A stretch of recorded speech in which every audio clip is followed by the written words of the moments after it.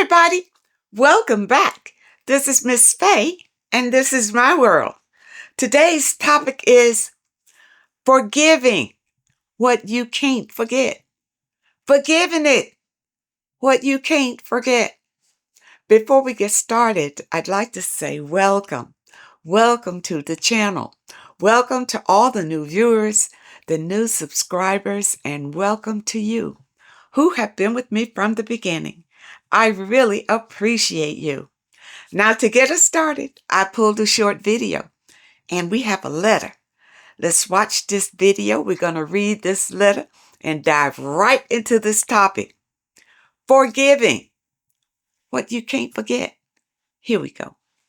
When it comes to forgiving yourself, because we know sometimes we can't forgive ourselves because self-sacrifice, self-abandonment, shame, and embarrassment are hard emotions to actually process. Those are hard feelings to process. You have to extend some type of compassion to yourself because you are human and humans are imperfect and everybody has a human experience. If you extend the same compassion that you would to a friend to yourself and say that, you know what, I made a mistake. I am human. It's not the end of the world. I can find a lesson in this mistake and move forward, then you're a lot more willing to forgive yourself. Forgiveness does not change the person that hurt you. Are you listening to me? Forgiveness doesn't change that person. Forgiveness changes you. Guess what forgiveness does not do? Forgiveness does not mean you forget. One of the most crazy theories is that you forgive and forget. You don't forget, but you do have the opportunity to forgive every time you remember. Now, forgiveness is very important. And it's important for you, not for the other person, but for you. Because if you don't forgive, your life won't progress. You are blocking the blessings that want to come into your life. You must forgive, even if you can't forget, but you must forgive it. Let's read this letter. I am a 60-year-old woman with a 36-year-old daughter. She has a lovely husband who is good to her, a beautiful home in a suburb, and her choice, and a 6-month-old baby daughter. When she was younger, my husband was an alcoholic, which took up entirely too much of my time and effort because all chores fell into my lap. I can understand that. As a result, I did not pay the amount of loving attention to my daughter until I realized the error of my ways when she turned 9. Okay. She was still young when you realized this. All right. I completely changed and paid all attention possible by making myself available to her, going for walks, bike rides, and swimming. I would take her and her friends on outings to the zoo and other activities. I think that's great. Things seemed to be going well. And up till a few years ago, she would arrange family holidays and take me out for Mother's Day, and we walked dogs together. One day she drove me to a location that I didn't recognize, pulled over, and yelled at me for over a half an hour about things she did not like that I did in the past. Okay, what's going on with your daughter? She got OCDC or ADD. I mean, what's going on? At this point, it had been at least 20 years since I tried to do things better for her. We did online counseling together and help her express things in a better way and receive guidance on how we could have a better relationship. All right. It worked for a year. And after she had her baby girl, she has gone no contact with me or her father. It seems like the issue is with your daughter, not with you. It probably has nothing to do with you. But she's taking it out on you because you are just available. Okay? She said she would only continue our relationship if we go to family counseling. I thought you already went to family counseling. She thinks you need to go back. At this point, I feel like she is setting ever new hurdles for me to jump over. I have apologized to her and taken ownership of my parenting mistakes, but that's not enough. She is constantly angry at me, condescends me, and looks for validation for her anger every time I saw her before no contact. I can't see the point in family counseling because I feel like it's just one more hurdle she wants to set to have me prove that I love her. Probably is. I wouldn't put myself through that again. No, it's pointless. You already went to family counseling. We need to go back for it. You already apologized to her, and that's it. And I've said this a number of times. If you do anything to somebody and it hurt their feelings or made them feel sad or whatever, and you apologize, you've done your part. That's it. It's up to them to accept your apology or not.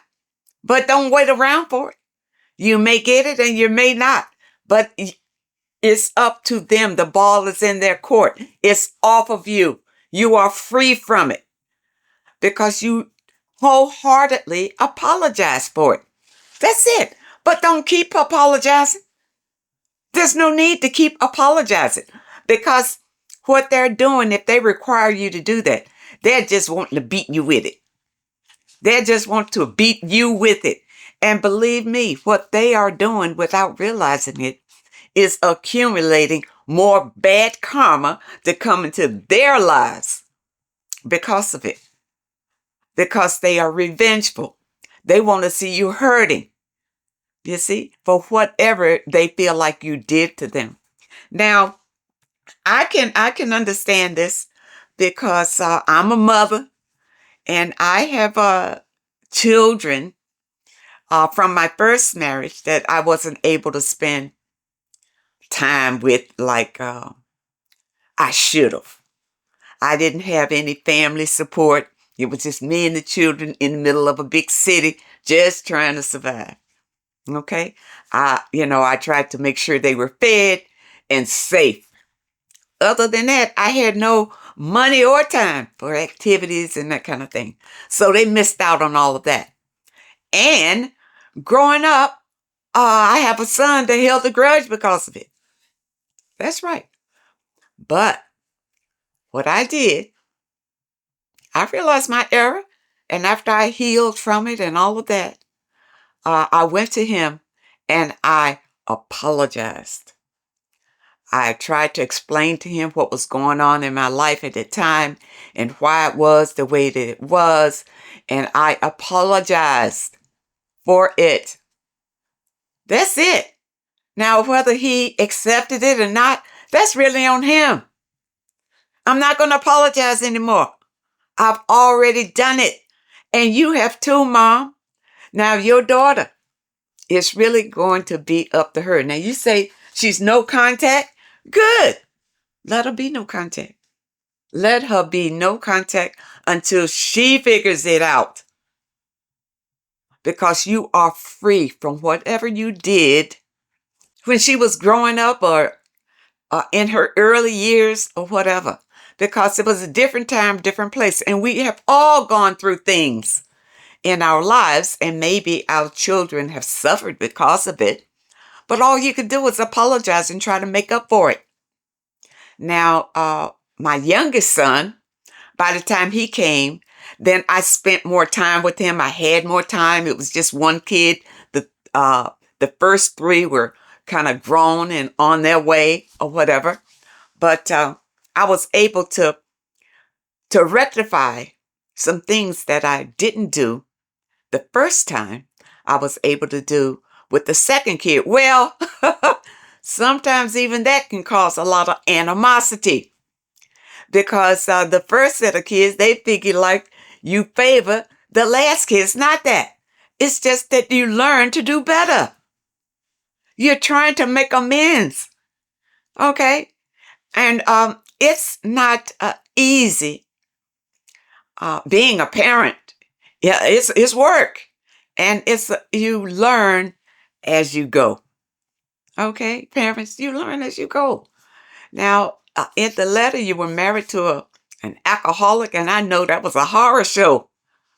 A horror show. Then, when you realized it affected your daughter, and what, she was 9 years old, then you picked yourself up and loved her the best you could. Now, here we are 20 years later, and now your daughter wants to beat you over the head with it. I believe something else is going on with your daughter, and it might not be you. It may be some other things that are going on, but you're just one. You're just there. Somebody that she can take out her frustrations on. Okay? And that's what it kind of sounds like to me. You say, I am actually relieved. She has gone no contact. So now I can avoid her treatment. Good. Don't call her. Don't call her. She'll be back one day. But you enjoy your peace. The title of this video, Forgiving What You Can't Forget. Forgiving what you can't forget. Some people have a very hard time forgiving. They don't want to forget it and they don't want to forgive it. Well, that's on them. That's on them. And they will reap the karma reward from it. Okay? If someone has done something to you, whether they apologize to you or not, forgive it. Forgive the act that they did. Whether they intended it or not, forgive it and move on. I didn't say forget it, but forgive it and move on. All right? Because people do make bad judgments at times, and people get hurt. Sometimes it's intentional, and sometimes it's not. But when it comes down to you for your better good, you must forgive it. Forgive it. Even if you can't forget it. I hope you understand the message today. And I really hope that it helps someone.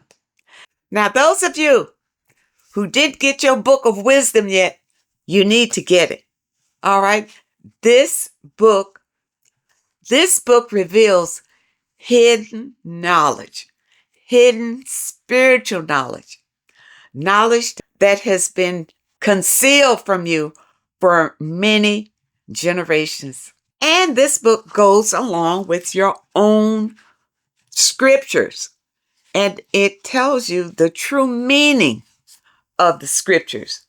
And this book reveals who you really are. And those of you, if you haven't gotten your book of wisdom yet, you need to get it because this is true spiritual awakening. And I'll leave a link in the description where you can get this book. Now, those of you who may have a question that you'd like for me to answer, my email address is in the description. And if you're looking for today's affirmation, the link is also in the description. I want to thank you so much for supporting this channel. Thank you for your comments and your letters. And a very special thank you to those that leave a donation. I really appreciate all of you. I wish you all the very best. And I really hope to see you next time.